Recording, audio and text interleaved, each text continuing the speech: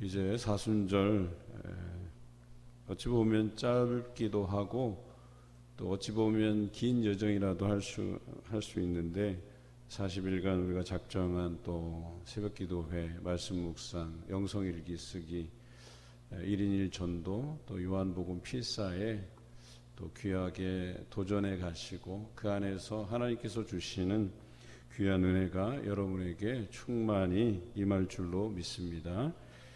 먼저 한 가지, 오늘부터 이제 필사 노트가 준비가 될 텐데요. 그래서 가져가셔서 요한복음을 묵상하시면서 예수 그리스도의 여정을, 십자가의 여정을 묵상해 가시는 하루하루가 되었으면 합니다. 오늘 요한복음 1장에 예수 그리스도에 대해서 이렇게 표현하고 있죠. 말씀 혹은 빛이라고 우리에게 표현해 주고 있습니다. 그런데 이 말씀이 태초부터 하나님과 함께 계셨다라고 기록하고 있지요. 그러니까 이것이 나중에 생긴 그 무엇이 아니다라고 하는 것은 삼위일체 하나님, 성부 하나님, 성자 예수 그리스도, 그리고 우리가 아는 성령 하나님, 이 세 분이 함께 계셨다는 것이고 본질상 같다라고 하는 이 삼위일체, 우리 교단 또 우리가 믿는 기독교 신앙의 교리의 핵심적인 정수라 할 만합니다. 오늘 예수 그리스도께서는 말씀으로 이렇게 태초부터 하나님과 함께 계셨고 세상을 또 하나님께서 말씀으로 지으셨다라고 기록하고 있죠. 뿐만 아니라 그 말씀이 빛이라 했습니다. 이 빛이라고 하는 것은 어둠을 비추는 역할을 하게 되어 있죠. 그런데 어둠은 빛을 알지 못한다라고 성경은 기록하고 있습니다. 예수님께서 이 땅에 오실 때에 예수님을 예비하기 위해서 세례 요한을 하나님께서 따로 세우시고 그 세례 요한을 통해서 많은 사람에게 회개의 세례를 베풀게 하고, 심지어 원래는 이 회개의 세례라고 하는 것은 죄가 있다는 가정으로 그 세례를 통해서 이 죄가 해결되고 예수 그리스도를 믿음으로 인해서 그 세례를 통해서 우리에게 선물로 주시는 하나님의 성령을 우리가 선물로 받고 경험하게 되고 또 앞으로 그 성령의 충만함을 따라서 살게 하셨다라고 하는 것을 오늘 본문에서 우리가 알 수가 있죠. 그런데 이러한 일들을 보여주기 위해서 세례 요한을 세운 거죠. 그리고 죄 없으시지만 예수님께서 세례를 받게 하심으로 인해서 그 세례를 통해서 성령이 비둘기같이 임하는 이 모형을 우리에게 보여주신 것이죠. 고린도 후서의 말씀에 의하면 예수 그리스도와 죄인된 우리를 일치시킨 거예요. 그래서 일치시켜서 물론 본질상 우리는 죄가 있지만 예수 그리스도는 죄가 없으셔요. 그럼에도 불구하고 그분이 세례를 받으신 이유는 그 세례를 통해서 율법의 저주 아래 있었던 우리를 이 예수 그리스도의 그 십자가의 보혈을 믿음으로 인해서 또 그분의 죽으심과 부활과 다시 오심에 대한 이 진리를 믿음으로 인해서 율법의 저주 아래서 벗어나서, 그래서 예수 그리스도를 믿음으로 세례를 받으면 성령의 충만함을 선물로 받아서 그것으로 우리의 인생을 살아가게 하시기 위함이었다라고 하는 것이죠. 참 대단한 것은 어두움이 빛을 모른대요. 그러니까 다수의 이스라엘 백성들은 메시아를 기다렸지만 메시아로 오신 예수 그리스도를 알아보지 못했다는 거예요. 특히 오늘 성경에는 종교 지도자들에 대한 이야기가 등장하지요. 그래서 예루살렘에서 제사장들과 레위인들을 요한에게 보내는 일이 발생해요. 왜냐하면 그때까지만 해도 그들이 죄 사함을 받을 수 있는 길은 구약 성경에 기록된 대로 제사를 통해서예요. 그래서 짐승을, 어린 양을 또 이렇게 가져와서 그 어린 양 새끼에게 자기 손을 올려서 내 죄가 그 어린 양에게 전가되면 그 죄가 전가된 어린 양을 제사장이 하나님 앞에 잡아들여서 그래서 태워드림으로 인해서 자기 죄가 소멸되는 것이었었어요. 그런데 이 부분에 대한 이것이 작동하는 원리가 있었는데 그것은 이제 제사장과 거룩한 제물이었다는 거예요. 그런데 제사장이 타락하기 시작해요. 그래서 이 작동하는 원리의 한 축이 무너져 내리고 또 다른 한 축은 거룩한 제물을 드려야 되는데 백성들이 이 거룩함을 구별해내지 못한다는 거예요. 그래서 자신이 흩어져 있다가 1년에 3번씩 공수가 아닌 빈손이 아닌 예물을 들고 하나님 앞에 보여야 되는데 이것들을 어기는 거예요. 그래서 제물도 구별해서 거룩하고 흠 없는 것으로 드려야 되는데 거기에 거룩하고 흠 없는 것을 자신이 구별해서 정성 들여서 키우는 그 노력들이 너무나도 뭐랄까요? 소모적이에요. 그러다 보니까 성전 입구에 와서 거기서 그런 물건들, 비둘기, 어린 양 이런 것들을 파는 장사에게서 구해서 하나님 앞에 제사를 드렸다는 거예요.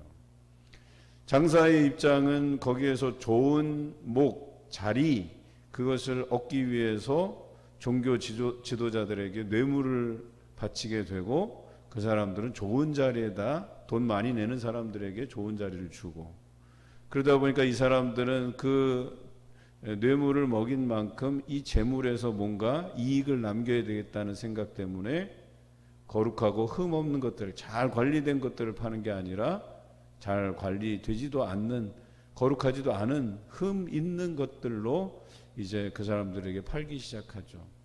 그래서 그 거룩하고 흠 없는 그런 재물이 아닌 흠 있는 것들이 드려지면서 이 제사의 축이 다 무너져 내린 거죠.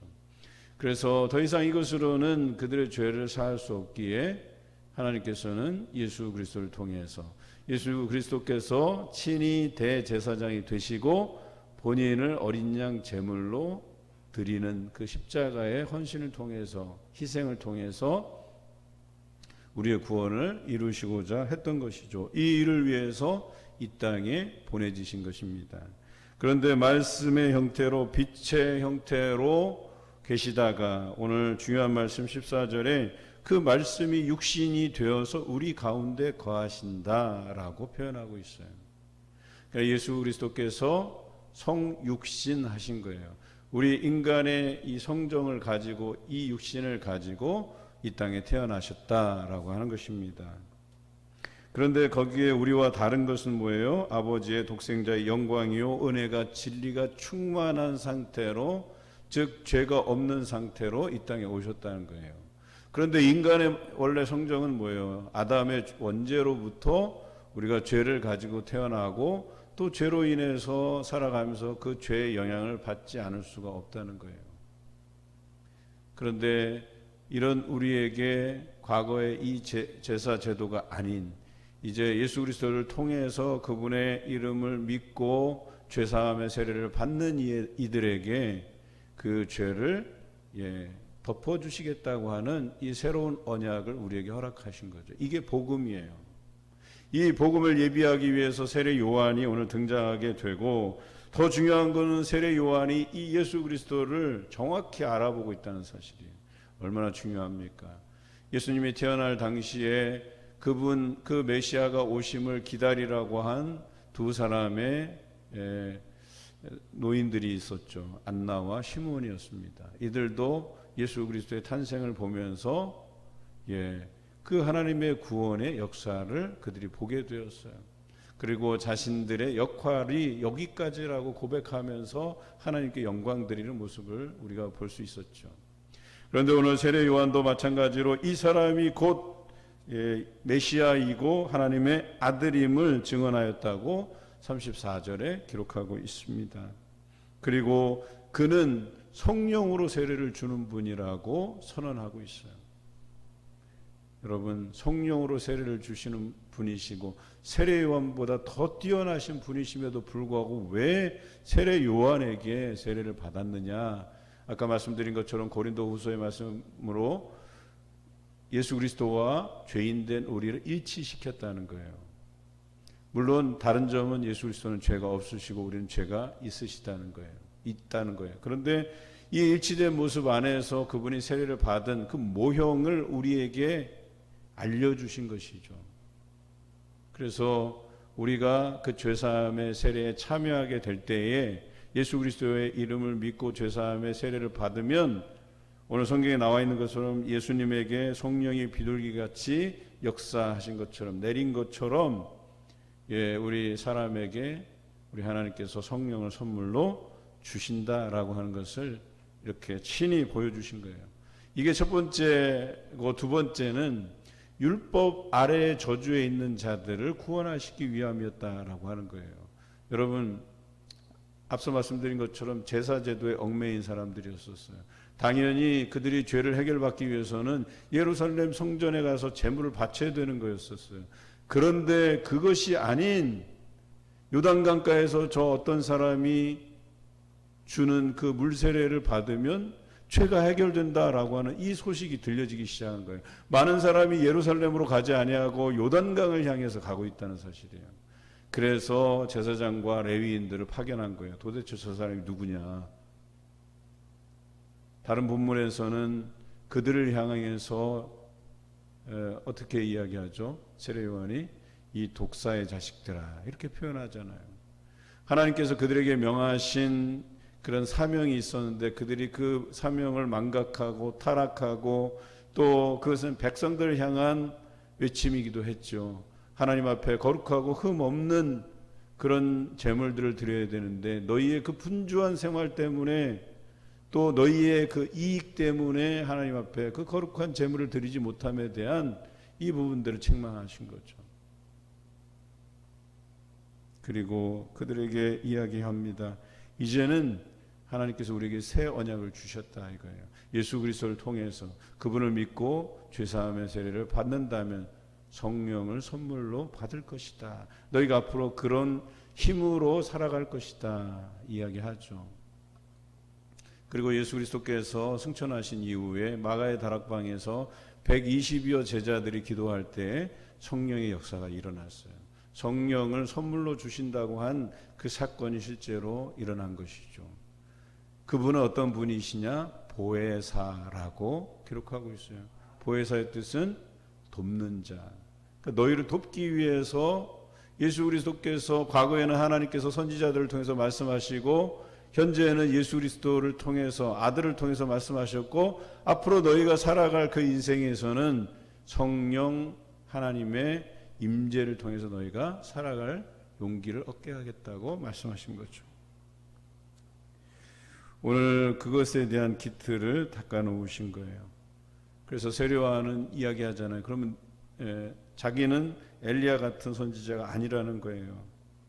자기는 그저 이사야의 예언처럼 그 주의 길을 곱게 하려고 광야에서 외치는 자의 소리일 뿐이다라고 자신을 낮추어요.